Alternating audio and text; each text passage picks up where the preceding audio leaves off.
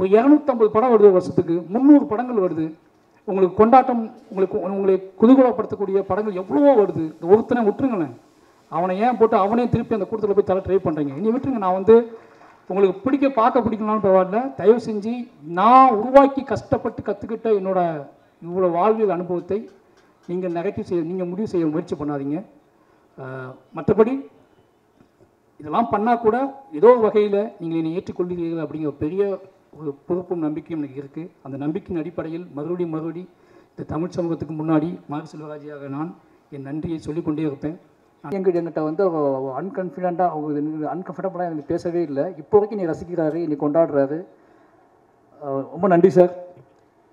அப்புறம் வந்து லால் சார், இந்த 3 பேர் முக்கியமானவங்க. Pasupathi sir, Lal sir, Aamir sir, 3 பேர் முக்கியமானவங்க. லால் சார் வந்து இந்த கேரக்டர், லால் சார் எப்படி அமீர் சார் கேரக்டர் எனக்கு எவ்வளோ முக்கியமோ அதில் லால் சார் கேரக்டர் ரொம்ப ரொம்ப முக்கியம். அது காரணம் மனத்து கணேசன் தான். எனக்கு அமீர் சார் கேரக்டர் ரொம்ப முக்கியம், ரொம்ப சோல். நான் அதை பார்த்தே வளர்ந்த ஒருத்தன், அதை நம்பியே வளர்ந்த ஒருத்தன். மனத்து கணேசன் அப்படிங்கிறவங்க வந்து லால் சார் கந்தசாமி கேரக்டர், அந்த கேரக்டரோட பாயிண்ட் ஆஃப் வியூவில் அந்த கேரக்டரை நேசித்து அந்த கேரக்டரில் வளர்ந்த ஒருத்தர், அதை நம்பி வாழ்க்கையை ஒப்படைச்ச ஒருத்தர். இப்போ 2 பேரும் நான் மிக்ஸ் பண்ணுறேன். அமீர் சார் மனத்து கணேசனையும் மாரி செல்வராஜையும் மிக்ஸ் பண்ணி ஒரு கதை பண்ணுறேன்னு தான் பண்ணுறேன். அப்படிங்கும்போது இந்த 2 கேரக்டர் தான் எங்களோட emotional. Lal sir character, Aamir sir character, Kandasamy, Pandiyaraja. இந்த 2 கேரக்டருக்குள்ளேயும் எங்கள் 2 பேரோட ஆன்மா இருக்குது. இந்த 2 கேரக்டரையும் 2 பேருமே நேசிக்கிறோம். இந்த 2 கேரக்டரையும் நான் பயங்கரமாக சப்போர்ட். இந்த 2 கேரக்டர் தான் இந்த படம் எடுப்பதற்கான முழு ஆன்மான்னு எங்களுக்கு தெரியும். அதனால் அந்த கேரக்டர் டிசைன் பண்ணுறதுக்கு நான் யோசிச்சுக்கிட்டே இருந்தேன். அந்த கேரக்டர் லால் சார் பொருத்தமாக அமைஞ்சார். அவரும் இந்த கதையை புரிஞ்சுக்கிட்டு எனக்கு எல்லா வேலையும் செஞ்சு கொடுத்தாரு. ரொம்ப முக்கியமானது, அந்த டைலாக்ஸ் எடுக்கும்போது லால் சார்கிட்ட வந்து நம்ம என்ன டைலாக்கை வாங்கி இந்த படத்தை ஃபுல்ஃபில் பண்ணுவோம். ஏன்னா அந்த அமீர் சாரும் லால் சாரும் பேசக்கூடிய டைலாக் தான் அந்த படத்தோட மையம்னு எனக்கு நல்லாவே தெரியும். என்னதான் கிட்டானோட வாழ்க்கை இருந்தாலும் இவங்க 2 பேரும் பேசி என்னவா முடிவுக்கு வராங்க அப்படிங்கிறது ஒரு முக்கியமான விஷயம் எனக்கு தெரியும். அந்த 2 விஷயங்களை எழுதும்போது மட்டும்தான் நான் ரொம்ப இத்தனை நாள் கற்றுக்கிட்ட சினிமா, கிராஃப்ட்டு, என்னோடய வாசிப்பு, இது எல்லாத்தையும் மிக்ஸ் பண்ணி என்னோட அறிவு, என்னோடய ஒட்டுமொத்த என் ஊர் சார்ந்த பார்வை, இது எல்லாத்தையும் உள்ளே வச்சு அந்த கேரக்டர் டிசைன் பண்ணேன். அந்த கேரக்டர் 2மே மக்களால் ஏற்றுக்கொள்ளப்பட்டதும், அந்த 2 கேரக்டர் பக்கம் இருக்கக்கூடிய எமோஷ்னல் சண்டை, பகை, நியாயங்கள், தர்க்கங்கள், இது எல்லாமே ஒரு அளவுக்காவது புரிஞ்சு அது ஒரு சமநிலை நோக்கி நகர்ந்ததுக்கு அப்படிங்கிறதுக்கான வெற்றியாக தான் அந்த வெற்றியை நான் பார்க்குறேன். அதை நான் உணர்கிறேன். திருநெல்வேலி மண்ணிலிருந்து. திருநெல்வேலியில் சார் சொன்னார் நிறைய ரிப்போர்ட்டர் என்னை கேள்வி கேட்டாங்கன்னு. அவங்க கேள்வி கேட்கும்போது நான் தைரியமாக ஹேண்டில் பண்ணதுக்கான இதை கொடுத்தது அங்கே இருக்க மக்கள் தான். அந்த மக்கள் அந்த படத்தையும் ஒட்டுமொத்த தமிழ் மக்களும் அங்கே அந்த படத்தை கொண்டாடிக்கிற விதம் எனக்கு தெரியும். அதனால் வந்து லால் சாருக்கு அந்த கேரக்டரை வடிவமைச்சு கொடுத்த லால் சாருக்கு ரொம்ப நன்றி.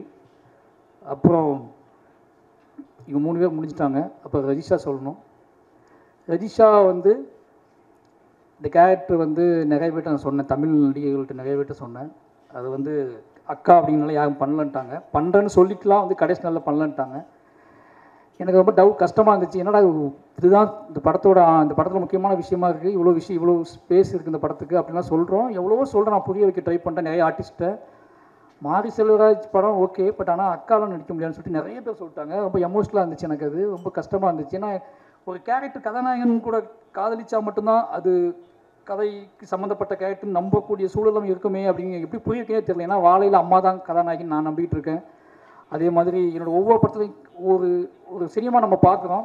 அந்த படம் பார்க்கும்போது முடிச்சுட்டு வெளியே போகும்போது ஒவ்வொரு பார்வையாளனுக்கும் எந்த கதாபாத்திரத்தை வீட்டுக்கு கூட்டிகிட்டு போகிறானோ அந்த கதாபாத்திரம் தான் அந்த பார்வையாளனுக்கு அந்த கதையின் நாயகனோ நாயகியோ. அப்படி தான் நான் நம்பி படம் எடுப்பேன். பட் இந்த கேரக்டர் யாரும் பண்ண மாட்டேன்னு சொன்ன உடனே எனக்கு கொஞ்சம் கஷ்டமாக தான் இருந்துச்சு. அப்புறம் தான் ரிஷாவுக்கு ஃபோன் பண்ணேன். ரிஷா ஃபோன் அடிச்சுட்டு எனக்கு இந்த படம் பண்ணணும்னு சொன்னேன். அக்கான்னு சொன்னோடனே அவங்க ஒன்றும் யோசிக்கலை, நான் பண்ணுறேன்னு வந்து பண்ணாங்க. நிறைய உழைப்பு போட்டிருக்காங்க இந்த படத்தில், எனக்கு நல்லா தெரியும். ஏன்னா ஒரு கேரக்டர் ரோல் பண்ணும்போது பெரிய உழைப்பு போடுறதுக்குள்ள அது ரொம்ப முக்கியமான விஷயம். எனக்கு நல்லா தெரியும். மென்டலாகவும் நிறைய உழைப்பு போட்டிருக்காங்க. அவங்களுக்கு ரொம்ப நன்றி. அப்புறம் அனுபமாவை பற்றி சொல்லணும். அனுபமாவை நான் ஏன் சூஸ் பண்ணேன்னு எல்லாரும் கேட்டுகிட்டே இருந்தாங்க ரொம்ப நாள். ஏன்னா உங்களோட இது அனுபவம் எப்படி இந்த படத்தில் வந்தாங்கன்னு சொல்லி. இந்த படம் ஃபஸ்ட்டு பவுண்டட் ஸ்கிரிப்ட் வந்து வேற ஒரு பாயிண்ட் ஆஃப் வியூவான கதை. ரஞ்சித் அண்ணாவுக்கும் எனக்கு மட்டுமே தெரிஞ்ச கதை. இந்த கதை வந்து ஒரு 50 வயசு ஒரு கணவன் மனைவிக்குள்ளே தான் தொடங்கும் இந்த பவுண்டட் முதல் ஸ்கிரிப்ட். அப்போது அந்த கணவன் மனைவி காதல் அந்த கதைகளுக்குள்ளே தான் அதுலேருந்து மீட்டெடுக்கப்பட்ட ஒருத்தரோட கதையாக தான் முதல்ல நான் எழுதியிருந்தேன் முதல்ல. அப்போ எனக்கு ரொம்பவே ஒரு கணவனை தூக்கி பிடிக்கக்கூடிய உடலாலும் உள்ளத்தாலும் அவனை என்ன சொல்கிறது மீட்டெடுக்கக்கூடிய ஒரு கதாபாத்திரம் வேணும். அதில் நிறைய என்ன சொல்கிறது ரொம்ப ராவான சீன்ஸ்லாம் எழுதியிருந்தேன். நான் ரொம்பவே நிஜமான சீன்ஸ்லாம் எழுதியிருந்தேன். அதை தைரியமாக பண்ணுறதுக்கு நிறைய ஆர்டிஸ்ட்டை போனேன். நான் அந்த சீன்ஸ்லாம் சொல்லிவிட்டு அந்த சீன்ஸ் சொல்லும் போது நிறைய ஆர்டிஸ்ட் அவாய்ட் வந்து இல்லை இது பண்ண முடியாது சார்னு சொல்லிட்டாங்க. ஏன்னா அந்த பவுண்டட் ஸ்கிரிப்ட் அப்படி இருந்துச்சு அப்போ ஃபஸ்ட்டு. ரஞ்சித் அண்ணாவுக்கு பிடிச்ச ஸ்கிரிப்ட் இப்போ வரைக்கும் அதை நான் பண்ண ஒரு அர்த்தம். ஏன்னா அது முழுக்க காதலால் நிரம்பி இருக்கும். அந்த கிட்டானோட காதலால் நிரம்பி இருக்கும். அதுக்கு தான் நான் அனுபவம் சூஸ் பண்ணது. அனுபவம் அந்த கதையை நான் சொல்லும் போது அவங்க சூப்பராக இருக்குது சார் நான் பண்ணுறேன் சார்னு சொல்லிட்டாங்க. பட் அதுக்கப்புறம் நான் பேசி அது வேறு இடத்துக்கு போய் அது பொலிட்டிக்கலாக வேறு ஸ்டைலுக்கு போயிடுச்சு. அப்பவும் அந்த கதை அந்த ராணியோட கதாபாத்திரம் ரொம்ப சின்னதாகிடுச்சு. ஆனாலும் நான் மறுபடியும் அனுபவமாட்ட சொன்னேன், இது இப்போ பழைய மாதிரி இல்லை, ஆனால் இப்போ வேறு மாதிரி ஆயிடுச்சு, ஆனால் நீங்கள் பண்ணால் பெட்டராகுன்னு தோணுது அப்படின்னு. அதுவும் நம்பி எனக்கு பண்ணி கொடுத்தாங்க. அனுபவமா உங்களோட உழைப்புக்கும் அந்த நம்பிக்கைக்கும் ரொம்ப நன்றி. அடுத்து மதன் வந்து கிட்டத்தட்ட என்ன சொல்கிறது, மதன் எப்போ வேணாலும் கூப்பிட்டு எந்த கேரக்டர் வேணாலும் கூப்பிட்டு நடிக்க வைக்கலாம். அது எனக்கு நல்லா தெரியும். நான் வந்து யோசிக்கவே மாட்டேன், மதனை கூப்பிடுங்கடான்னு சொல்லுவேன். மதன் வருவார், நடிப்பார், போயிடுவார். சின்ன கேரக்டரும் பண்ணியிருக்காரு, பெரிய கேரக்டரும் பண்ணியிருக்காரு. இதில் ஒரு முக்கியமான கேரக்டர் பண்ணார். சந்தோஷம். அவருக்கு இவ்வளோ விஷயம் ஏன்னா மதனுக்கு நான் கேரக்டர் கொடுத்ததுக்காக மதன் ஃபோன் பண்ணாரா இல்லையோ, சினிமாவிலேருந்து நிறைய பேர் ஃபோன் பண்ணி மதனுக்கு இந்த கேரக்டர் கொடுத்ததுக்காக ரொம்ப நன்றி சொல்லிக்கிறேன்னு சொல்லிட்டே இருந்தாங்க. எனக்கு அதான் அப்போ தான் ஆச்சரியமாக இருந்துச்சு. மதன் சினிமாவுக்குள்ளே எவ்வளோ பேர் சம்பாதிச்சிருக்காரு, எவ்வளோ நட்புகள் வச்சுருக்காரு அப்படின்னு சொல்லி நிறைய பேர் ஃபோன் பண்ணி தலைவா சூப்பர் தலைவா மதனுக்கு இந்த கேரக்டர் கொடுத்துருக்கீங்க அப்படின்னு சொல்லி ரொம்ப நன்றி மதன். அப்புறம் பிரபஞ்சன் பற்றி சொல்லணும். முதல்ல இந்த இடத்துல முக்கியமான விஷயம் சொல்லணும்னு நினச்சிருக்கேன். இதில் வந்து இந்த படத்தில் முக்கியமாக நன்றி சொல்ல வேண்டியது கலையரசனுக்கும் ஹரிக்கும் சொல்லணும்னு நினைக்கிறேன். ஏன்னா அந்த படத்தில் கலையரசன் வந்து துரு கூட ஒரு 20 நாள் ட்ரைனிங் வந்தார். ஹரியும் இந்த மாதிரி 20 நாள் ட்ரைனிங் வந்தார். 2 கேரக்டரு. நான் எப்படி துருவை கஷ்டப்படுத்தினோ அதே மாதிரி அவங்க 2 பேர்த்தையும் கஷ்டப்படுத்தினேன். ஆனால் எதிர்பாராத விதமாக ஹரிக்கு வந்து காலில் அடிபட்டுடுச்சு, திருப்பி ரன் பண்ண முடியல. அந்த ஹரி பண்ண வேண்டிய கேரக்டர் தான் என்னோடய அண்ணன் கண்ணன் பண்ணார். அந்த அனுபமாவோட அண்ணன் பண்ண கேரக்டர் ஹரி பண்ணிக்கிட்டு இந்த 4 நாள் ஷூட் பண்ணேன். இந்த 4 நாள் ஷூட்டிங்கில் அவருக்கு அடிபட்டுடுச்சு. திருப்பி அவருக்காக தான் வெயிட் பண்ணோம், ஆனால் அது சரி பண்ண முடியல. ஹரிக்கு ரொம்ப நன்றி. ஏன்னா எனக்கு தெரியும் அது இப்போ உங்களுக்கு இந்த கேரக்டர் மிஸ் ஆனதில் ஒரு ஃபீல் இருக்கலாம், அதுக்காக மன்னிப்பு கேட்டுக்கிறேன். பட் ஹரிக்கு ரொம்ப நன்றி. அதே மாதிரி கலையரசன் தான் பிரபஞ்சன் கேரக்டருக்காக சூஸ் பண்ண ஒரு கிட்டத்தட்ட 20 நாள் ட்ரைனிங் கொடுத்துட்டு இருந்தேன். அவருக்கும் இதே மாதிரி தான் அடிபட்டுடுச்சு. அப்போ இவங்க எல்லாரும் கேரியரை நம்ம காலி பண்ணுறோமோன்னு தோண ஆரம்பிச்சிச்சு எனக்கு. ஏன்னா எல்லாத்துக்கும் அடிப்படுது, அடுத்து மூவ் ஆக மாட்டேங்குதுன்னு சொல்லிட்டு பயத்தில் தான் நான் வந்து யாருக்கெல்லாம் அடிப்பட்டால் ஒன்றும் செய்யாதோ அந்த மாதிரி ஆளெல்லாம் கூப்பிடலான்னு முடிவு பண்ணி பிரபஞ்சன் கபடி பிளேயர்லாம் கூப்பிடலான்னு சொல்லி எல்லா கபடி பிளேயரையும் கூப்பிட ஆரம்பித்தோம். கலையரசனுக்கு ரொம்ப நன்றி. ஏன்னா இந்த வெற்றியில் உனக்கும் பங்கு இருக்குது, ரொம்ப ரொம்ப நன்றி. பிரபஞ்சன் கலைக்கு பதிலாக வந்தவர் தான் பிரபஞ்சன் நான் வந்து முதல்ல சொன்னது கலை போயிட்டான், அப்போ நம்ம என்ன பண்ணோம் அப்படின்னா இதுக்கப்புறம் எவ்வளோ அடி விழுந்தாலும் தாங்கக்கூடிய உடம்போட அது புரிஞ்சுக்கிட்ட வாழ் வேணும். அதனால் கபடி விளையாட ஒருத்தர் கூப்பிட்டு வாங்கன்னு சொல்லி பிரபஞ்சனை கூப்பிட்டோம். பிரபஞ்சனுக்கு நடிப்பு சொல்லிக் கொடுத்தோம். நடிப்பு சொல்லிக் கொடுக்க வேண்டிய அவசியமே இல்லை. ஏன்னா பிரபஞ்சன்கிட்ட ஒரு இயல்பு இருந்துச்சு, அந்த இயல்புக்குள்ளே ஒரு புரிதல் இருந்துச்சு, அந்த புரிதலுக்குள்ளே ஒரு நம்பிக்கை இருந்துச்சு. அந்த நம்பிக்கையின் அடிப்படையில் என் கூட ட்ராவல் பண்ணார். ஒரு 3-4 நாள் தான் ஒரு ட்ரைனிங் கிளாஸ் போயிருப்பார். ரொம்ப ஈஸியாக பண்ணி கொடுத்தாரு அந்த பிரபஞ்சன் வந்ததுக்கப்புறம் துருக்கு அது பயங்கர சப்போர்ட் ஆகிடுச்சு. பிரபஞ்சன் எனக்கு தெரில என்னோடய ஆர்டிஸ்ட்டாக தொடர்வார்னு நினைக்கிறேன். நன்றி, வாழ்த்துக்கள் பிரபஞ்சன். அப்போ எல்லா நிறைய நடிகர்கள் எங்கள் ஊருக்காரர்கள், அப்புறம் வள்ளிநாயகம் சொல்லலாம் கோச்சிக்குவார் தலைவர் ஓகேங்களா. அவன் வேறு ஒரு படையை வச்சுருக்கான். அந்த படையை வந்து கமெண்ட்டில் நம்மளை வந்து சாவடிக்குது. நீங்கள் எங்கள் அண்ணனுக்கு அது கொடுக்கல, எங்கள் அண்ணனுக்கு இது கொடுக்கல. எல்லா நாளும் எங்கே போனாலும் இது அவன் தான் சொல்லி அனுப்புகிறானா இல்லை இது எங்கே நடக்குதுன்னே தெரியல. ஆனால் ரொம்ப என்ன சொல்கிறது ரொம்ப மரியாதையான பையமாக நின்றுக்குவான், அப்படி பாவமாக நின்றுக்குவான். எனக்கு என்னோடய பலம் சொல்லலாம் வள்ளி நாயகத்தை, கண்ணன் அண்ணனை, என் ஊர் மக்களை. ஏன் அப்படின்னா நான் படத்துக்கு போகும்போதே ஒருவேளை என் ஆர்டிஸ்ட்டுக்கு என்னோடய டீமுக்கு ஏதாவது பிரச்சனை ஆயிடுச்சுன்னா அவங்க டக்குன்னு உள்ளே கொண்டு வந்துடலான்னு சொல்லி எல்லாம் என்கிட்ட கேட்டாங்க. பழைய ஆர்டிஸ்ட்டே உங்களுக்கு இருக்காங்களே, உங்களுக்கு நிறைய பேர் உங்கள் ஊருக்காங்களே இருக்காங்கன்னு கேட்டாங்க. நான் பிளான் பண்ணிலாம் போக மாட்டேன், அவங்களாம் இருக்கவே கூடாதுன்னு தான் போவேன். ஏதாவது சிக்கலாகிடும், அப்போ அவங்களே உள்ளே வந்துடுவாங்க. அப்படி தான் வள்ளிநாயகம் உள்ளே வந்தாப்புல. வள்ளிநாயகம் எப்படி அமித் சார்கிட்ட வந்து மாஸ்டர் நிறைய அவார்டுகள் வாங்கினாரோ அது மாதிரி வள்ளிநாயகம் என்கிட்ட வந்து அதை பஸ்ஸின் எடுக்கும்போது நிறைய அவார்டுகள் வாங்கினார். அந்த விருதுகள் தான் அவங்க கொண்டு வந்துருக்குன்னு நினைக்கிறேன். அது அவனுக்கு தெரியும் இந்த அப்போ அவனுக்கு புரிஞ்சுக்கிட்டான் அந்த கேரக்டர் வந்து ரொம்ப ஸ்ட்ராங்கான கேரக்டர் அவனுக்கு தெரிஞ்சிருச்சு. அப்போ நான் அவனோட உழைப்புக்காக தான் நிறைய ஷார்ட் எடுக்க ஆரம்பித்தேன். அவனை ஃபஸ்ட்டு அந்த கேரக்டர் அப்படியே போயிடும். அப்புறம் தான் படம் எடிட் பண்ணி பார்க்கும்போது தான் இவனோட முகம் தேவைப்பட்டுகிட்டே இருந்துச்சு. எல்லா நாளும் ஷூட்லேயும் அவனுக்கு க்ளோஸ்அப் எடுத்துக்கிட்டே இருப்போம், சும்மா கூப்பிட்டு அந்த மாதிரி. அவனோட உழைப்பு பாராட்டப்படுறதில் கொண்டாடப்படுறதுல ரொம்ப சந்தோஷம் எனக்கு. என்னமோ நடிகனாக தான் தொடர்வான்னு தோணுது. ஏன்னு கேட்டிங்கன்னா அவன் எங்கள் பக்கமே வரமாட்டேன்றான். டைரக்ஷன் டிபார்ட்மெண்ட் டிஸ்கஸ் பண்ணிகிட்டு இருப்போம், அவன் எங்கள் பக்கமே வரமாட்டான். அதாவது என் கூடவே இருக்கணும், அஸ்டினேட் வேலை பார்ப்பாரு, ஆனால் நடிகனாக தொடருவார். இப்படி இதுதான் இப்போ அவனோட பிளானாக இருக்குது. வாழ்த்துக்கள். யாரும் சொன்னாங்க என்கிட்ட, அதாவது தமிழ் டைரக்டர் தமிழ் இருக்கார்ல, அவர் மிஸ் பண்ணுற படங்கள்லாம் ஹீரோக்கு போகும், இல்லது அவர் என்ன சொல்கிறது, அவர் சினிமா விட்டார்னா ஹீரோ ஜெயிப்பார், இல்லை ஹீரோ சினிமாவுக்கு போயிட்டார்னா அவர் ஜெயிப்பார், ஏதோ பேசிகிட்டு இருந்தாங்க என்கிட்ட. அப்படி ஒரு முகமாக அவன் கிடச்சிருக்கான் அப்படிங்கிற ரொம்ப சந்தோஷம். அப்புறம் கண்ணன் எங்கள் அண்ணன், அவனும் பெரிய உழைப்பை போட்டிருக்கான். அவனும் இந்த படத்தில் என்கிட்ட நிறைய அவார்டுகள் வாங்கியிருக்கான். ஏன்னா இவங்க நான் அவார்டு கொடுக்க முடிஞ்ச உடனே அவார்டு கொடுக்க முடிஞ்ச ஆட்கள் இவங்க தான். அது மட்டும் இல்லாமல் கபடி பிளேயர்ஸ் எங்கள் ஊருக்காரங்க எல்லாருமே இந்த அவங்க என்ன அது கபடி படமாக இருந்தாலும் சரி, அது வந்து சொல்கிறது காதல் படமாக இருந்தாலும் சரி, நம்மளை கூப்பிட்டா இப்படி தான் வேலை வாங்குவோன்னு அவங்களுக்கு தெரியும். அதே மாதிரி வேலை வாங்கினேன் அவங்க எல்லாம் பண்ணி கொடுத்தாங்க. ஊர் மக்கள் அத்தனை பேருக்கும் என் லிஸ்ட்டு நிறைய இருக்குது, அது வேண்டாம்னு நினைக்கிறேன். தூத்துக்குடி மாவட்டத்தில் இருக்கிற, திருநெல்வேலி மாவட்டத்தில் இருக்கிற நிறைய கிராமங்கள்லேருந்து கபடி பசங்க வந்தாங்க, நிறைய பேர் நடித்தாங்க, நிறைய பேர் ராத்திரி பகலாக எங்க கூட ட்ராவல் ஆனாங்க.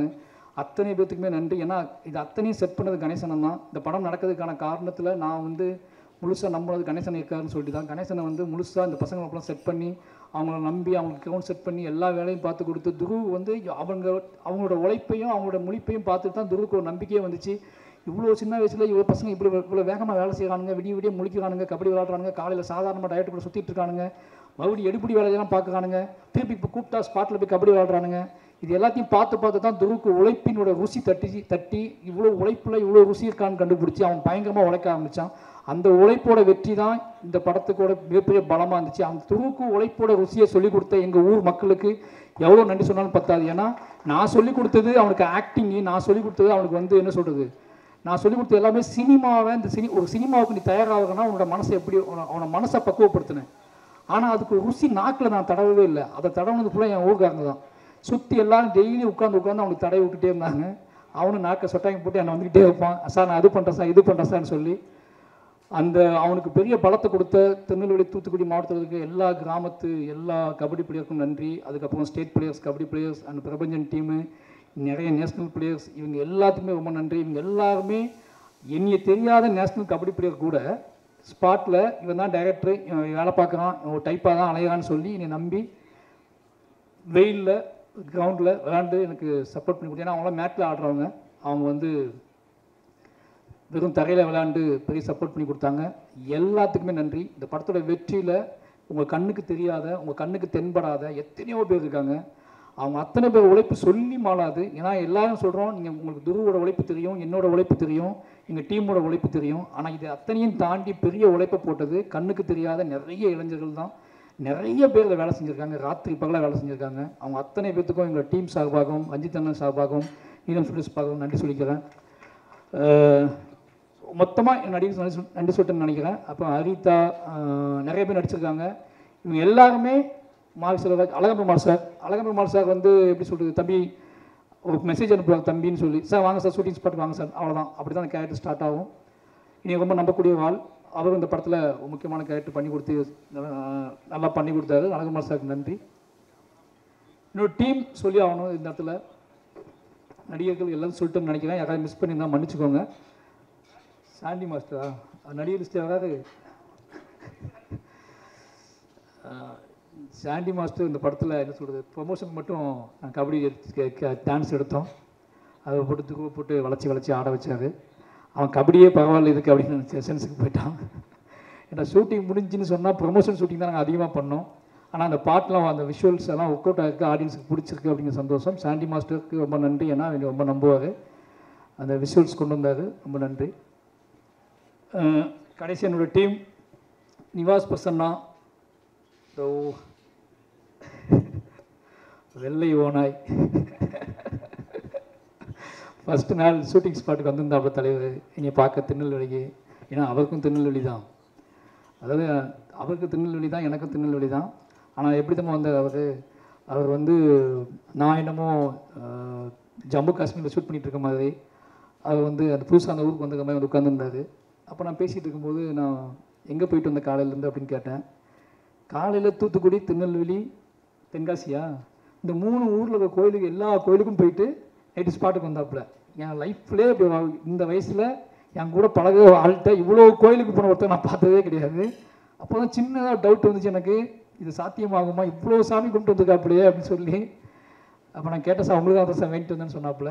சரி ஓகே அப்படின்னு சொல்லிட்டு ட்ராவல் பண்ண ஆரம்பித்தோம். ஃபஸ்ட் நாள் ஒரு ஸ்டூடியோவுக்கு போனேன். இல்லை நிவாஸை பற்றி ஒரு விஷுவல் உங்களுக்கு கிடைக்கணும் அப்படிங்கிறக்காக சொல்கிறேன். ஃபஸ்ட் நாள் ஸ்டூடியோவுக்கு போனால் நல்லா கம்மன்னு என்ன சொல்கிறது, தெய்வீகமாக இருந்துச்சு அந்த இடம். ரொம்ப அமைதியாக ஆரம்பிக்கலாமா சார்னு சொல்லி ஆரம்பிச்சு, நம்ம பழைய சினிமாலாம் பார்ப்போம்ல, லைட்டாக ஹார்மோனியத்தை டச் பண்ணுவாங்கல்ல மியூசிக் டைரக்டர்ஸு, டிங் டிங் அப்படி தான் அந்த பாட்டுகள் ஆரம்பித்தோம்.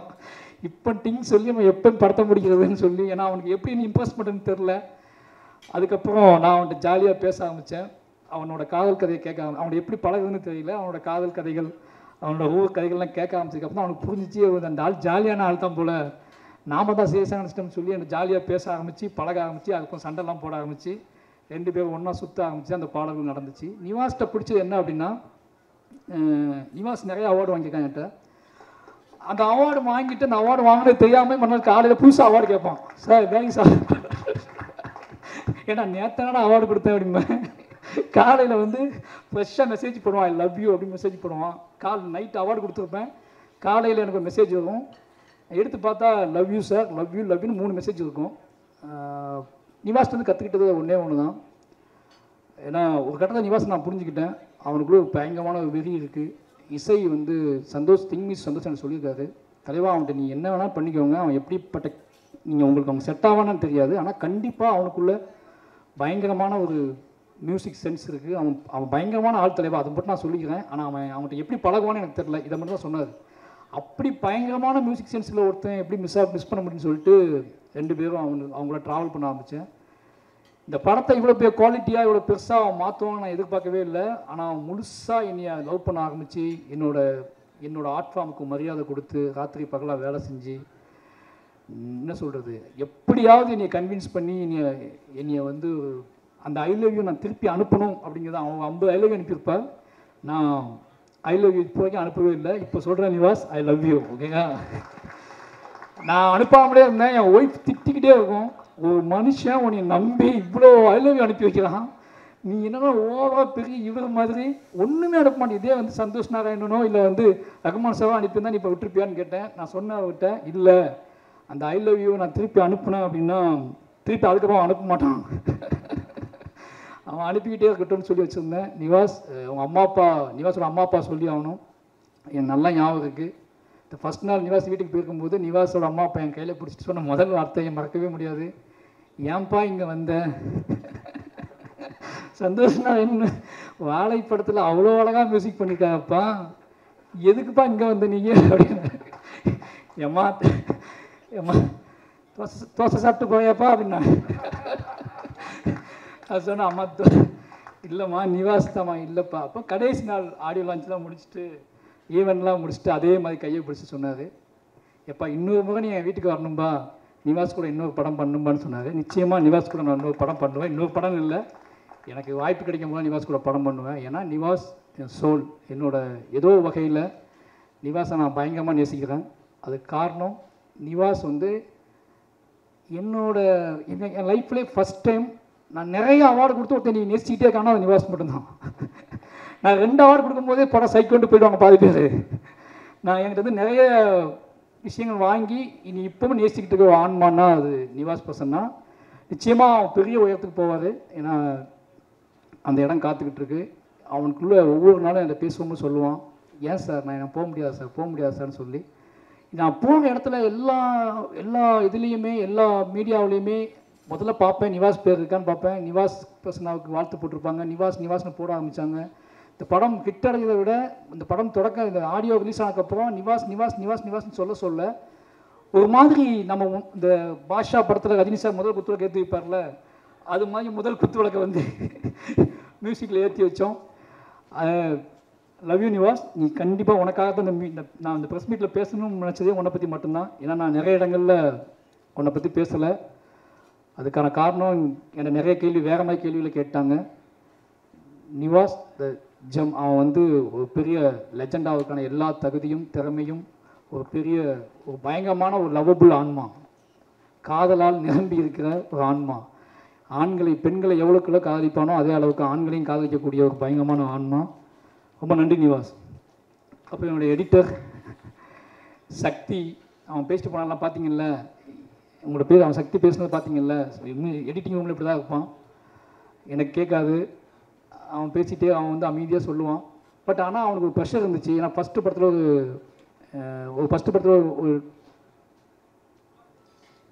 படத்துலேயே வந்து ஒரு ஸ்போர்ட்ஸ் ட்ராமாவை ஹேண்டில் பண்ணுறது எடிட்டருக்கு ரொம்ப கஷ்டம், எனக்கு நல்லா தெரியும். நான் எந்த நம்பிக்கையில் அவன்கிட்ட போனேன்னு எனக்கு இப்போ வரைக்கும் தெரியல.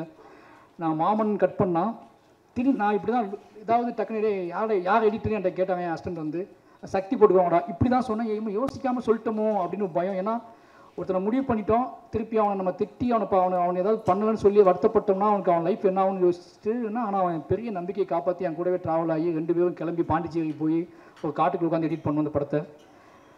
அந்த எனக்கு அவன் எதுவும் ஆகிடக்கூடாது அப்படிங்கிறதுக்காக அந்த படத்தை நிறைய எடிட் பண்ண இருந்துச்சு. அவன் ஃபஸ்ட்டு படம் வேறு, அவனுக்கு எதுவும் ஆகிடக்கூடாது அப்படிங்கிறதுக்காகவே நான் அவனை கூட்டிக்கிட்டு அவனும் மட்டுமே கிளம்பி பாண்டிச்சேரியில் போய் ஒரு ரெசார்ட்டில் உட்காந்து அந்த படத்தை எடிட் பண்ணோம்.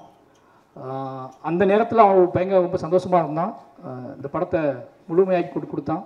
நன்றி சக்தி, லவ் யூ. உனக்கும் மிகப்பெரிய இடம் காத்திருக்கு, அடுத்தடுத்த படங்களில் நீ கலக்குவ.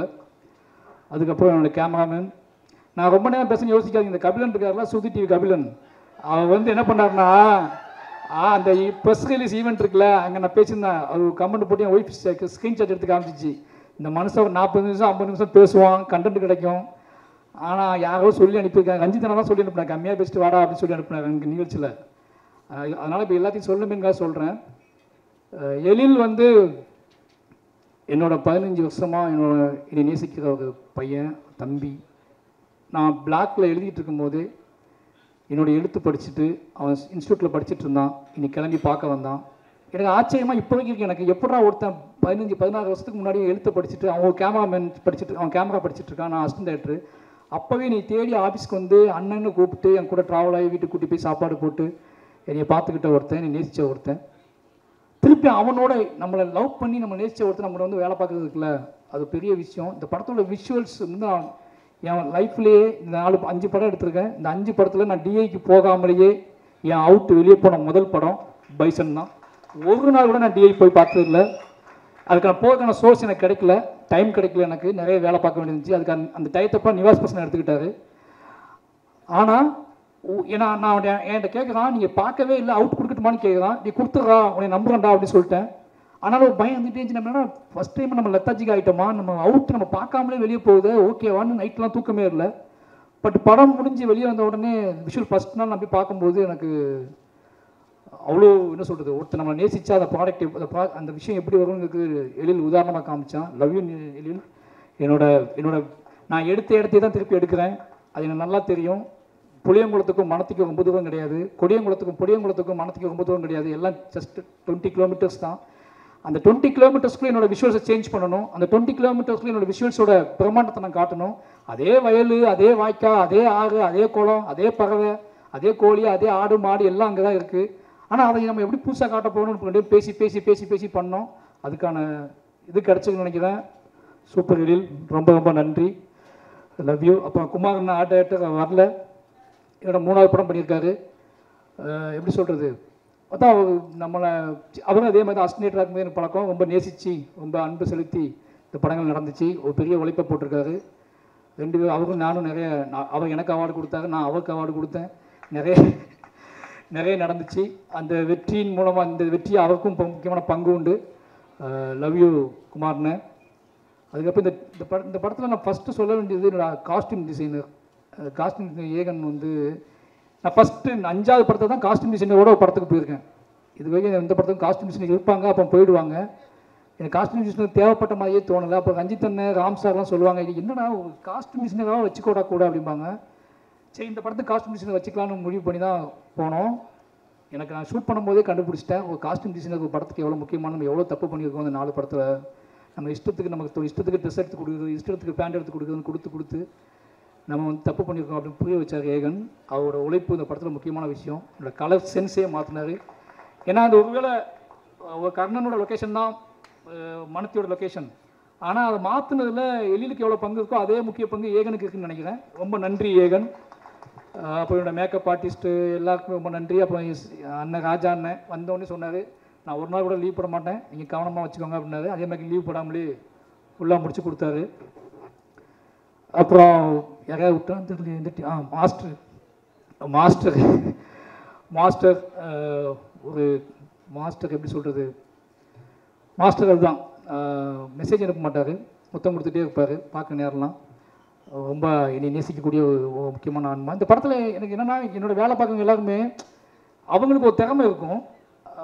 அது மியூசிக் டைரக்டராக இருந்தாலும் சரி, அல்லது வந்து ஃபைட் மாஸ்டராக இருந்தாலும் சரி, ஆர்ட் டிபார்ட்மெண்ட்டாக இருந்தாலும் சரி, கேமரா இருந்தாலும் சரி, ஆர்டிஸ்ட்டாக இருந்தாலும் சரி, அவங்களுக்கு நிச்சயமாக சினிமாவை பற்றி ஒரு பெரிய புரிதல் இருக்கும், திறமை இருக்கும். நான் அதையெல்லாம் ஸ்டாப் பண்ணுவேன் சில நேரத்தில். எனக்கு தப்பாகவே சில நேரத்தில் தோணும். அவங்களோட திறமையை வந்து ஓகே ஓகே ஓகே அப்படின்னு சொல்லிட்டு நிப்பாட்டிட்டு நான் ஒன்று சொல்லுவேன். அதை அக்செப்ட் பண்ணுறது ஒரு பெரிய விஷயம். எனக்கு என்னென்னா, அது சினிமாவில் குவாலிட்டியாக இருக்கும், அவங்க சொல்கிறது குவாலிட்டியாக கூட இருக்கும். எனக்கு குவாலிட்டியை விட ரொம்ப முக்கியம் என்னோட ஒரிஜினாலிட்டி.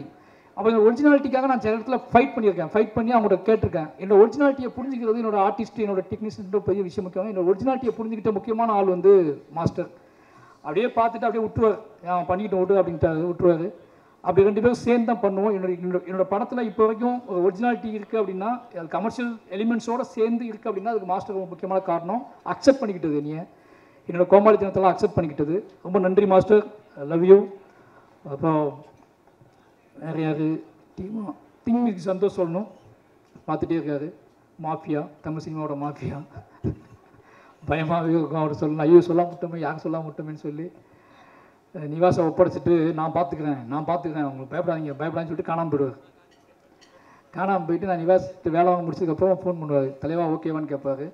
நிவாஸ் மேலே அவர் வச்ச நம்பிக்கை தான் முக்கியமான காரணம். நிவாஸை வந்து அவர் எனக்கு கொடுத்தது. நான் அவர்கிட்ட கேட்டேன், எனக்கு ஏதாவது மியூசிக் தேட்டர் கொடுங்க, நான் புதுசாக போகலான்னு இருக்கேன்னு சொல்லி. ஏன் நிவாஸ் உங்களுக்கு பழக்கம் தானே, நிவாஸ்கிட்ட போவீங்கன்னு கேட்டார். நீங்கள் இருப்பீங்களா கூடன்னு கேட்டேன், இருப்பேன்னு சொன்னார். அப்படி தான் இந்த படத்தை ஆரம்பித்தோம். கடைசி வரைக்கும் கூட இருந்து முடிச்சு கொடுத்துருக்காரு. நிவாஸ், இந்த திங் மியூசிக் டீமுக்கு ரொம்ப நன்றி. ஐயோ நிவாஸோட அக்கா பேரை மறந்துட்டேன். நிவாஸோட அக்கா, அது நிவாஸ் அக்கான்னு சொல்லி வர்ஷாவை மறந்துட்டேன். நிவாஸ் அக்கா வர்ஷாவுக்கு ரொம்ப நன்றி, கூட இருந்து பார்த்துக்கிட்டீங்க. அப்புறம் அனுராக், சுபத்ரா, ரேகா நாயர், லெஸ்ஸி நிறைய பேர் நடிச்சிருக்காங்க. எல்லாத்துக்கும் ரொம்ப நன்றி. இந்த படம் எனக்கு நல்லா தெரியும். இந்த படத்தை வந்து மக்கள் கொண்டாடுறாங்க, பெருசாக போகுது, எல்லாரும் உழைச்சிருக்காங்க. எல்லாரோட உழைப்பும் கண்ணுக்கு தெரியுது. அந்த படத்தில் பெரிய மேஜிக். அது யாரெல்லாம் அந்த படத்தில் உழைச்சாங்களோ அவங்க அத்தனை பேருமே தெரியுறாங்க ஆடியன்ஸுக்கு, அவங்களோட உழைப்பு தெரியுது அப்படிங்கிறது எனக்கு ரொம்ப சந்தோஷம். அப்படி ஏதோ வகையில் என்னை நம்பி வந்து எல்லாத்துக்கும் அவங்களோட உழைப்புக்கான ஒரு வெற்றியை வாங்கி கொடுத்துருக்கோம் அப்படிங்கிற ஒரு பெரிய சந்தோஷம் இந்த படத்தில் எனக்கு ரொம்ப அதிகமாக கிடச்சிருக்கு. அதுக்கு அதை தெரியப்படுத்திய பத்திரிகையாளர்களுக்கு மறுபடியும் நன்றி சொல்லிக்கிறேன். ஃபைனலி மை ப்ரொடியூசர் ரஞ்சித் அண்ணா, அதித்தி பாண்டியன். நாங்கள் அதித்திக்கு வந்து பாண்டியன்னு பேர் வச்சுருக்கேன். அவங்க அப்படி தான் பேசுவாங்க என்கிட்ட. அவங்க லைவில் ஒரு மாதிரி இருப்பாங்க, ஜூம் காலில் ஒரு மாதிரி இருப்பாங்க. அதித்தி இப்போ அதித்தி இங்கே பேசினாங்களே என்னை பற்றி, அது எதுவுமே எனக்கு தெரியாது. இப்போ நான் அதித்தியை பற்றி பேச போது அவங்களுக்கு தெரியாது, ஓகேங்களா? ஆனால் 2 பேருக்கும் பார்வையால் பேசிக்குவோம். ஏன்னா எனக்கு இங்கிலீஷ் தெரியாது, அவங்களுக்கு தமிழ் தெரியாது. நாங்கள் ஆனால் இவ்வளோ படம் பண்ணியிருக்கோம், ஆனால் 2 பேரும் அதிகமாக பேசியிருக்கோம். யோசிச்சு பார்த்துக்கோங்க. 2 பேரும் நிறைய டிஸ்கஸ் பண்ணியிருக்கோம். அவங்க ஃபோன் பண்ணுவாங்க, எனக்கு பயங்கரமாக பேசுவாங்க. நான் ஓகேம்மா, அவங்க ஃபோனை வச்சுருவாங்க. திருப்பி நான் ஃபோன் பண்ணி கோவமாக பேசுவேன், அவங்க ஓகேப்பாங்க, ஃபோனை வச்சுருவாங்க. பட் என்ன அண்டர்ஸ்டாண்ட் லெவலில் நடந்துச்சுன்னு தெரியல, வேலை நடந்திருக்கு. அப்போ ஏதோ வகையில் நாங்கள் வந்து ஒரு அந்யோன்யம் இருந்துக்குன்னு புரிஞ்சிக்க முடியுது. அவங்க நம்பினது என்னோடய எமோஷனலில் மாய் செல்வராஜ் ஒன்று பண்ணால் அது கரெக்டாகுன்னு நம்பினாங்க. அதித்தி ரொம்ப நன்றி. அப்போ ரஞ்சித் அண்ணா என்னோட என்ன சொல்கிறது, அவங்க என்ன மாதிரி கிடையாது. அவர் வேறு மாதிரினா எப்படின்னா, நான் கொஞ்சம் பயப்படுவேன், ஓப்பனாகவே சொல்கிறேன், நான் பயப்படுவேன். அவர் பயப்பட மாட்டார். நான் யாருக்கு பயப்படுவேன் அப்படின்னா, ரொம்ப என்ன சொல்கிறதுனா, எனக்கு மக்களோட நான் இன்க்ளூசிவாக பாலிடிக்ஸ் பேசுகிறேன்னு நிறைய பேர் சொல்லுவாங்க. அதுக்கான காரணம் என்னோட பயங்கர சுமை, என்னோட வெயிட் என் தலையில் இருக்க வெயிட் அதிகம். அது யாராவது ஒருத்தங்க தாங்கி பிடிச்சாதான் என்னால் அதை ரன் பண்ணவே முடியும். அதனால் நான் எங்கிட்ட இருக்க கதைகளோட கனமே ஒரு காரணமாக இருக்கலாம் எனக்கு என்னோடய இன்க்ளூசிவ் பாலிடிக்ஸுக்கு. ஏன்னா அந்த கணம் எல்லாமே இன்னொருத்தர் சப்போர்ட் பண்ணலாம் நடக்கவே நடக்காது. அதை எங்கேயாவது சுமந்து கொண்டு போகவே முடியாது. ரஞ்சித் அண்ணா வந்து அப்படி ஒரு ஆள். ஆனால் அவர் அவ்வளோ கோபமாக, அவ்வளோ என்ன சொல்கிறது, தான் நம்பக்கூடிய அரசியலை, தான் நம்பக்கூடிய விஷயங்களை காத்திரமாக பேசினா கூட வேற ஒரு பாயிண்ட் ஆஃப் வியூவில் ஆட்களை நேசிப்பார். மாரி செல்வராஜை வந்து அவர் நேசித்த விதம் எனக்கு தெரியும். ராம் சாருக்கும் எனக்கும் ஒரு அப்பா பையன் உறவு இருக்குன்னா, எனக்கு கிடைச்ச ஒரு அண்ணன் அப்படின்னா அது ரஞ்சித் அண்ணா.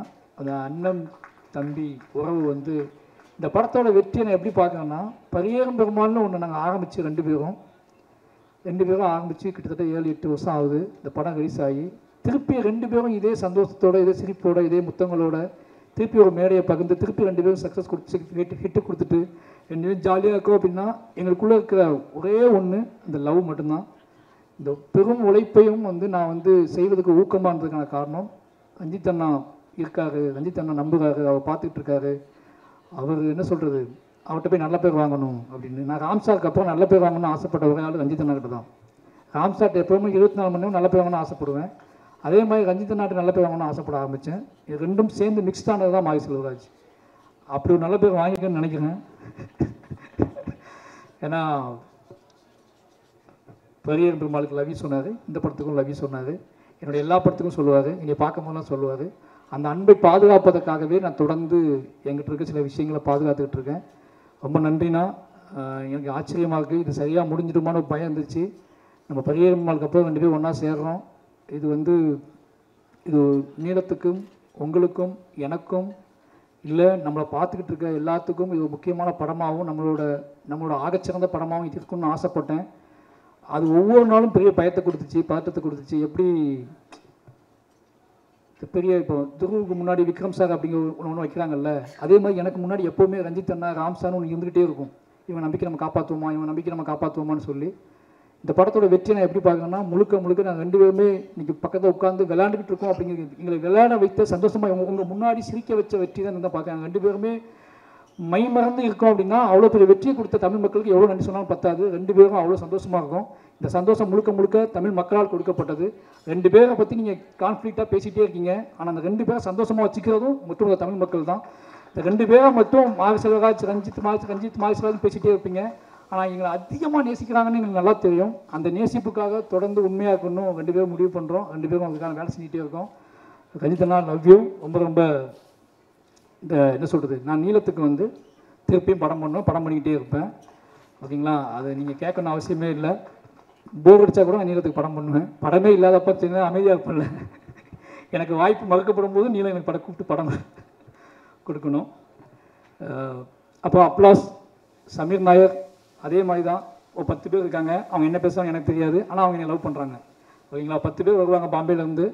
எப்போ என் ஆஃபீஸ்க்கு வந்தாங்க, என் கூட ஒரு நாள் நைட்டு ஃபுல்லாக ட்ராவல் பண்ணாங்க, நைட்டு தங்கினாங்க. இனி பாராட்டிக்கிட்டே இருப்பாங்க. நான் தேங்க்யூ சொல்லுவேன். இனி ரொம்ப நேசித்தாங்க. இப்போ வரைக்கும் சமீர் நாயக் வந்து எனக்கு மெசேஜ் அனுப்பிட்டே இருப்பார். ஒவ்வொரு ரிவ்யூவையும் ஒவ்வொரு விஷயத்தையும் எடுத்துகிட்டு மெசேஜ் அனுப்பிட்டே இருப்பார். ரொம்ப ஹாப்பியாக இருக்கும். எனக்கு என்ன ரிப்ளை பண்ணுன்னு தெரியாது. நான் ஒரு இதயத்தை அனுப்பிக்கிட்டே இருப்பேன். அந்த இதயமே அவருக்கு போதுமானதாக இருந்துச்சு. அப்ளாஸ் டீமுக்கு ரொம்ப நன்றி. மாரி செல்வராஜை ரொம்ப நம்பினதுக்கு, எனக்கான கேட்ட எல்லாத்தையும் செஞ்சு கொடுத்ததுக்கு ரொம்ப நன்றி. இந்த படத்தில் லிரிக் ரைட்டர் இல்லை, அறிவு பாட்டு எழுதியிருக்கான். நானும் அறிவு சேர்ந்து எழுதணும். அறிவு ரொம்ப நன்றி. அறிவு வீடனுக்கு நன்றி. ஏன்னா இவங்க ரெண்டு பேருமே நான் கூப்பிட்டோன்னே வந்து பாடி கொடுத்தாங்க. மற்ற என்னோடய பாடல்கள் எல்லாத்துக்குமே ரொம்ப நன்றி. ஏன்னா நான் நிறையா அவங்க கிட்டத்தட்ட நிவாசம் நானும் சேர்ந்து அவங்க மாற்றி பாட வச்சோம். எல்லா பாடல்களுக்குமே ரொம்ப நன்றி. இந்த படத்தில் நான் லிரிக் எழுதுக்கு மெயின் காரணம் வந்து யுகபாரதி அண்ணா தான். அது சொல்லியிருக்கேன். ஏன்னா எல்லாருமே இல்லை, எல்லா வேலையும் நீயே பார்த்தா எப்படிறான்னு கேட்குறாங்க நிறைய பேர். ஏன் மற்ற லிரிக் ரைட்டர் கொடுக்கலாங்கன்னு சொல்லாங்க. யுகபாரதி என்ன ஒரு நாள் என்ன சொன்னார், டேய் நீ உள்ள ஆல்பம் எழுதி பாரு, அந்த கதையோடு சம்மந்தப்பட்டே அது இருக்கும், நீ முழு ஆல்பம் ஒன்று எழுதி பாருன்னு சொன்னார். அதுக்காக எழுதப்பட்டது தான் இந்த முழு ஆல்பமுமே. அவருக்கு ரொம்ப நன்றி. இந்த பாடல் சிறப்பாக வந்ததுக்கு காரணம் யுகபாரதி அண்ணன் ஒரு காரணம். யுகபாரதி அண்ணன் உங்களுக்கு ரொம்ப மிஸ் பண்ணுறேன். ரொம்ப நன்றி. கடைசியாக பைசன் காலமாறன், இவ்வளோ நேரம் என்னோடய டீமை பற்றி நான் பேசுனதை நீங்கள் பொறுமையாக கேட்டதுக்கு ரொம்ப நன்றி. நான் யாராவது மிஸ் பண்ணியிருந்தால் மன்னிக்கணும். ரொம்ப எமோஷ்னலான ஒரு படம். இந்த படம் என்னோடய எல்லா படமும் அப்படி இருக்குன்னு சொல்லுவேன் டைலாக்கு. பட் ஆனால் இது வந்து ரொம்ப பரபரப்பான சில விஷயங்களை நம்ம வந்து துணிஞ்சு எடுக்கிறோம். சில விஷயங்கள் இது எப்படி புரிந்து கொள்ளப்படும் அப்படின்னு ஒரு நிறைய மனசுக்குள்ளே நிறைய கணக்குகள் போட்டு நிறைய பிளான் பண்ணி திட்டமிட்டு அந்த திட்டத்துக்குள்ளே ஒரு எமோஷ்னல் வச்சு எடுக்கப்பட்ட படம் தான் பைசன் காலமாடன். மனத்தி கணேசன் அப்படிங்கிற ஒருத்தரை அவரும் நானும் சேர்ந்து பலமாக விவாதித்து அவர் கூட அவர் இனி நம்பினார். அந்த நம்பிக்கையை காப்பாற்றணும் எடுத்த படம். இன்றைக்கி இந்த படத்தோட ரிசல்ட்டு பார்க்கும்போது இந்த படத்தோட ரிசல்ட்டை தாண்டி எனக்கு வர மெசேஜ், என்னை தேடி பேசுகிறவங்க, என்னை ஃபோன் பண்ணி பேசுகிறவங்க, சவுத் தமிழ்நாட்டில் கூடிய இளைஞர்கள் இருக்கக்கூடிய இந்த படத்துக்கான ஆதரவு, இது எல்லாத்தையும் பார்க்கும்போது ஏதோ நம்ம இவ்வளோ நாள் கற்றுக்கிட்ட விஷயத்தை வச்சு ஒரு நல்ல விஷயம் பண்ணியிருக்கோம் அப்படிங்கிற பெரிய நம்பிக்கை கொடுத்துருக்கு. அந்த நம்பிக்கை கொடுத்ததுக்கான காரணம் இந்த மக்கள் இந்த படத்தை ஏற்றுக்கொண்டது தான். நிறைய எங்கிட்ட பிள்ளைகள் இருந்திருக்கு, நிறைய விஷயங்கள் இருந்திருக்கு, நான் நிறைய முரண்பட்டிருக்கேன், நிறைய விஷயங்கள். ஆனால் இது எல்லாமே என்னோடய ஆர்ட் ஃபார்ம் ஸ்ட்ராங் ஆகணும் அப்படின்னு தான் நான் பண்ணியிருக்கேன். அப்படி யாராவது வருத்தப்பட்டிருந்தா, யாரையாவது நான் வந்து ஹர்ட் பண்ணியிருந்தா, இந்த படத்தில் வேலை செய்யும்போது யாராவது ஹர்ட் பண்ணியிருந்தா ரொம்ப மன்னிப்பு கேட்டுக்கிறேன். ஏன்னா எனக்கு அந்த கிட்டத்தட்ட 80 நாள், இந்த 80-90 நாள் நினைக்கிறேன். இந்த 90 நாளில் நான் என்னவா இருந்தேன்னு எனக்கே தெரியாது. அது முழுக்க நான் ஆர்ட் ஃபார்மில் தான் இருந்து என்னோடய சினிமாக்குள்ளே இருந்திருக்கேன். அதை நான் மாற்றிக்க முயற்சி பண்ணுவேன். என்னோடய சினிமாவை அது என்னமோ தெரியல எனக்கு. அது நடக்கும்போது நான் அந்த சினிமாவை முழுசாக நான் தோற்றுவணும் அப்படிங்கிற பயம், தோற்றக்கூடாது அப்படிங்கிற பயத்திலே நான் நிறைய வேலை செஞ்சுக்கிட்டே இருக்கேன். அது எனக்கு ஏன் என்னை விட்டு போக மாட்டேங்குன்னு தெரில. அதனாலேயே கொஞ்சம் அதிகப்படியான வேலைகளை செய்கிறேன், கொஞ்சம் அதிகப்படியான நம்ம ஆட்கள்கிட்ட உழைப்பை வாங்க ட்ரை பண்ணுறேன், இங்கே அதிகப்படியான நேரத்தை அவங்ககிட்ட எடுத்துக்கிறேன். நான் எப்படி இருக்கணும் அதே மாதிரி அவங்களும் இந்த படத்தில் அப்படி இருக்கணும்னு நினைக்கிறேன். இது சரியாக தப்பான்னு எனக்கு தெரியல. ஆனால் என்கிட்ட இருக்க எல்லாத்தையுமே நான் எப்படி இருக்க இந்த படத்துக்காக அதே மாதிரி நீங்களும் இருக்கணும்னு எதிர்பார்க்குறேன். அது நிறைய இடத்துல முரணாக இருக்குது, நிறைய இடத்துல பிரச்சனைகளை உருவாக்கியிருக்கு. ஆனால் ஃபைனலி இந்த படத்தோட ரிசல்ட் அவங்களுக்கானது தான். அவங்க அதை நம்பி என்னை உழைச்சிருக்காங்க. அப்படி நான் முரண்பட்ட, நான் வருத்தப்பட்ட, இல்லை என்ன சொல்கிறது, என் மீது வருத்தப்பட்ட நிறைய பேருக்கு நான் நன்றி சொல்லிக்கிறேன். இந்த படம் மட்டுமே காரணம். இந்த படத்தை தாண்டி நான் எந்த வகையிலையும் யாரையுமே பகையாக நினச்சதில்லை, எதுவும் கிடையாது. பைசன் ஃபைனலி ரொம்ப ஒரு நல்ல அனுபவத்தை எனக்கு கொடுத்துருக்கு, ஒரு நம்பிக்கையை கொடுத்துருக்கு. நான் தொடர்ந்து வேலை செய்வதற்கான ஒரு பெரிய பலத்தை கொடுத்துருக்கு. இந்த படத்தை பாராட்டி இந்த படத்தை கொண்டாடிக்கிட்டு இருக்கிற அத்தனை இளைஞர்களுக்கும், அத்தனை மக்களுக்கும், யாருனே தெரியாத மக்களுக்கும் நன்றி சொல்லிக்கிறேன். நிச்சயமாக தொடர்ந்து நான் நல்ல படங்கள் எடுப்பேன்னு நினைக்கிறேன். தொடர்ந்து இந்த மாதிரி எவ்வளோ எதிர்ப்பு வந்தாலும், எவ்வளோ முரண் வந்தாலும் என்னை திருப்பிடலாம், என்னோடய நெரேட்டிவை மாற்றிடலாம், என்னை செட் பண்ணிடலாம்னு தயவு செஞ்சு யாரும் நினைக்க வேண்டாம். அது என் ரத்தத்திலே கிடையாது. எனக்கு அதுதான் வரும்னா நான் அதை விட்டு விலகுவதற்கான வாழ்க்கை என்கிட்ட இல்லை. அதை பற்றியே யோசிச்சுட்டு இருக்கேன், அதை பற்றியே போய் பேசுகிறேன், அதை பற்றியே பழகிட்டு இருக்கேன். அதை பற்றியே நான் உங்களுக்கு தெரியாது. இந்த படம் முடிஞ்ச அடுத்த படத்துக்கு இடையில நான் சந்திக்க போகிற பிரச்சனைகள், நான் சந்திக்கிற மனிதர்கள், அவங்க சொல்கிற கதைகள்லாம் கேட்டால் நீங்கள் வேறு எந்த படமும் எடுக்க முடியாது. நீங்கள் நினச்சிட்டீங்க ஒரு ஸ்கிரிப்ட் எழுதி முடிச்ச உடனே திருப்பி போய் வேறு அழகாக போய் ஒரு ரூம் போட்டு எங்கேயோ கொடைக்கானல்லையோ ஊட்டிலையோ இல்லை வெளிநாட்டிலேயோ போய் உட்காந்து கதை எழுத அமைப்பான்னு நினைப்பீங்க. ஆனால் எங்களுக்கு அப்படி இருக்காது. எங்களுக்கு எப்படி இருக்கும்னா, ஒரு படத்துக்கும் இன்னொரு படத்துக்கும் இடையில நாங்கள் இருப்போம்ல, இந்த இடையில இந்த தமிழ் சமூகம் எப்படி இருக்குது, இந்த இந்திய சமூகம் எப்படி இருக்குது, இடையில சந்திக்கிற மனிதர்கள் என்ன சொல்கிறாங்க, அவங்க என்ன பேசுகிறாங்க, அவங்க நம்மகிட்ட என்ன எதிர்பார்க்குறாங்க, அவங்க எவ்வளோ அழுறாங்க, எவ்வளோ கண்ணீர் சிந்துறாங்க, என்ன கேள்வியில் கேட்குறாங்க, நம்ம என் சட்டையை பிடிச்சி கேட்டோம்னா நிறைய பேர் இருக்கு. இதெல்லாம் எப்போ நீ படம் பண்ணுவேன், இதை என் கதையை நீ எப்போ சொல்லுவேன், உன் கதையை எப்போ சொல்லுவேன்னு சொல்லி என் சட்டையை பிடிச்சி கேட்டவங்க நிறைய பேர் எனக்கு தெரியும் எனக்கு. ஏன்னா அவ்வளோ கதைகள் இருக்காங்க. திருப்பி நீங்கள் மறுபடியும் என்கிட்ட அந்த நெகட்டிவ் செட் பண்ண ட்ரை பண்ணாதீங்க. நான் ரொம்ப நிலையானவனாக இருக்க விரும்புகிறேன். என்னோடய நிலையான தன்மையை யாராலையும் மாற்ற முடியாதுன்னு நினைக்கிறேன். உன்னோட வேண்டுகோளாகவே வச்சுக்கிறேன்.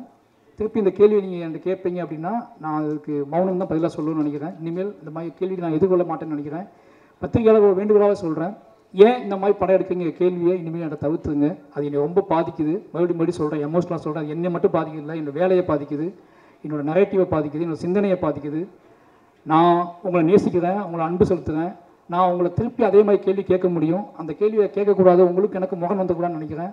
ஏன்னா நான் கூடி வாழ ஆசைப்படக்கூடிய ஆளாக தான் இருக்கேன். நான் திருப்பி அந்த கேள்வியை நீங்கள் திருப்பி என்னை கேட்டிங்க அப்படின்னா நான் இன்னும் அதிகமாக வேலை செய்வேன். ஆனால் உங்களை அவாய்ட் பண்ண ட்ரை பண்ணணும்னு நினைக்கிறேன். ஏன்னா எக்காரணத்தை கொண்டும் என்னோடய கலையவோ, என்னோடய ஆர்ட் ஃபார்மையோ, என்னோடய அரசியலையோ யாராவது பிடுங்க ட்ரை பண்ணாங்கன்னா நான் முறுக்கமாக ஃபைட் பண்ணுவேன். அந்த முறுக்கத்தை நிச்சயமாக சொல்கிறேன், என்னோடய ஆர்டிஸ்ட்டுக்கே தெரியும், என்னோடய வேலை பார்த்தவங்களுக்கு தெரியும். அந்த முறுக்கம் நானே எதிர்பார்க்காத முறுக்கம். அது நான் அப்படி போகக்கூடாதுன்னு ரொம்ப நம்புவேன்.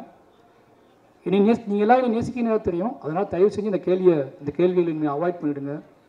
நான் மாரி செல்வராஜ் படம்னா அது இருக்கும். மாரி செல்வராஜ் அதற்காக கிளம்பி வந்தவன் தான். மாரி செல்வராஜ் எடுக்கிறது சாதி படமான்னு கேட்டால் அது உங்கள் மொழி. என்னோடய மொழி மாரி செல்வராஜ் எடுப்பது சாதிய எதிர்ப்பு படம். அந்த எதிர்ப்பு படத்தை நான் தொடர்ந்து எடுத்துக்கிட்டே இருப்பேன். நான் இதை ஒரு திமிர்லேயே சொல்லலை, இங்கேருந்து சொல்கிறேன், எமோஷ்னலாக சொல்கிறேன்.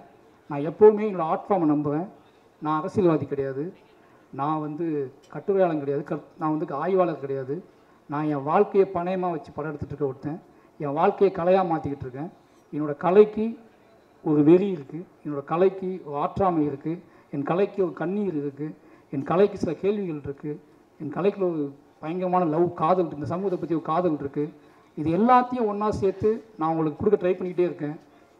ஒரு 250 படம் வருது வருஷத்துக்கு, 300 படங்கள் வருது. உங்களுக்கு கொண்டாட்டம், உங்களை குதூகலப்படுத்தக்கூடிய படங்கள் எவ்வளவோ வருது. இந்த ஒருத்தனை விட்டுருங்களேன், அவனை ஏன் போட்டு அவனே திருப்பி அந்த கூட்டத்தில் போய் தர ட்ரை பண்ணுறீங்க? இனி விட்டுருங்க. நான் வந்து உங்களுக்கு பார்க்க பிடிக்கலாம்னு பரவாயில்ல, தயவு செஞ்சு நான் உருவாக்கி கஷ்டப்பட்டு கற்றுக்கிட்ட என்னோட இவ்வளோ வாழ்வியல் அனுபவத்தை நீங்கள் நீங்கள் முடிவு செய்ய முயற்சி பண்ணாதீங்க. மற்றபடி இதெல்லாம் பண்ணால் கூட ஏதோ வகையில் நீங்கள் என்னை ஏற்றுக்கொள்கிறீர்கள் அப்படிங்கிற பெரிய ஒரு பொறுப்பும் நம்பிக்கையும் எனக்கு இருக்குது. அந்த நம்பிக்கையின் அடிப்படையில் மறுபடியும் இந்த தமிழ் சமூகத்துக்கு முன்னாடி மாரி செல்வராஜியாக நான் என் நன்றியை சொல்லிக்கொண்டே இருப்பேன். நான் அந்த பாடலை பாடிக்கொண்டே இருப்பேன். கடைசியாக என்னோடய அசிஸ்டன்ட் டீம், என்னோடய கேமராஸ்டன் டீம், என்னோடய ஒட்டுமொத்த டீம் என்னை பயங்கரமாக உழைச்சிருக்கானுங்க. அவனுக்கு எப்போவுமே உங்களுக்கு தெரியும், இந்த மாதிரி ஆள் கூட வேலை பார்க்கறது கொஞ்சம் கஷ்டம்னு சொல்லி, ஆனால் அவங்க எனக்கு நம்பி வேலை பார்த்துருக்காங்க. அவங்க எல்லாத்துக்குமே ரொம்ப நன்றி. இந்த வெற்றி வந்து எவ்வளோ சிரித்து என்னென்ன பண்ணாலும் ரொம்ப எமோஷ்னலான வெற்றி. எனக்கு நல்லா தெரியும், நானும் துருவும் எப்படி இருக்குன்னு எனக்கு தெரியும். ஏன்னா இது சாத்தியமான எல்லாம் கண்மூடி தான். எப்படின்னா அந்த முதல் நாள் அவனுக்கு நான் ட்ரைனிங் கொடுக்கும்போது நான் அதை உணர்ந்தேன். இப்படி ஆரம்பிக்கிறோமே, ஏன்னா அவன் அப்படி தான் வந்து அங்கேருந்து வரும்போது, இப்படி ஆரம்பிக்கிறோமே, இவனுக்கு எப்படி மாற்ற போவோம், இது எப்படி நடக்க போகுது, இது சாத்தியமா அப்படி பயத்தில் நாங்கள் இருந்தோம். 2 பேத்துக்குள்ளும் இருந்த ஒரு வெறி தான். இந்த கதையே பண்ணியே ஆகணும்னு இந்த வெறி எனக்கு இருந்துச்சு. சினிமாவை நம்ம யாருன்னு காட்டியே ஆகணுங்க வெறி அவனுக்கு இருந்துச்சு. இந்த 2 பேரோட வெறி தான் இந்த படத்தை இத்தனை தூரம் இத்தனை உழைப்பின் தூக்கி கொண்டு வந்து சேர்க்கறதுக்கு ஒரு முக்கியமான காரணமாக இருந்துச்சு. எங்களோட உழைப்புங்கிறது நம்ம உழைப்பின் மூலமாகவே வெற்றி பெற வேண்டும்னு ஆசைப்படக்கூடிய ஆளாக நாங்கள் இருக்கோம். எங்களோட உழைப்பின் பாதையை மாற்ற முயற்சிக்காதீர்கள். உங்கள் அனைவருக்கும் மறுபடியும் நன்றி. பைசன் ஏற்றுக்கொண்ட அத்தனை மக்களுக்கும் ரொம்ப நன்றி. என்னோடய டீமுக்கு ரொம்ப நன்றி. கடைசியாக என்னோடய குடும்பத்துக்கு, என்னோடய குடும்பம் வந்து சொல்லி ஆகணும். நான் பதட்டமான ஒரு வாழ்க்கையிலேயே இருக்க மாதிரியான ஒரு தோற்றத்தை அவங்களுக்கு கொடுத்துக்கிட்டே இருக்கேன். ஒரு சினிமா இயக்குனர் வெற்றி பெற்றதுக்கப்புறம் அது எவ்வளோ பெரிய கொண்டாட்டமாக இருக்கும், அந்த கொண்டாட்டம் எப்படிப்பட்டதாக இருக்கும் அப்படின்னு அவங்க பார்த்துருப்பாங்கல்ல, கேள்விப்பட்டிருப்பாங்க. அப்படி கொண்டாட்டத்தை நான் அவங்களுக்கு கொடுக்கல. ஏன்னா ஃபோன் வந்தால் பயப்படுவாங்க, நான் யார்ட்டையாவது பேசினா பயப்படுவாங்க. அதுக்கான காரணம் என்னென்னா, ஏதோ ஒரு வகையில் நான் டிஸ்டர்பாகவே இருக்குன்னு நினைப்பாங்க. ஆனால் அவங்கள்ட்ட சொல்லிக்கிறேன், நான் ரொம்ப நிறைவாகவே இருக்கேன். என் மனசில் கடைசி என்ன சொல்கிறது, நீ எல்லாத்தையும் பேசிட்டேன்னு நினைக்கிறேன்.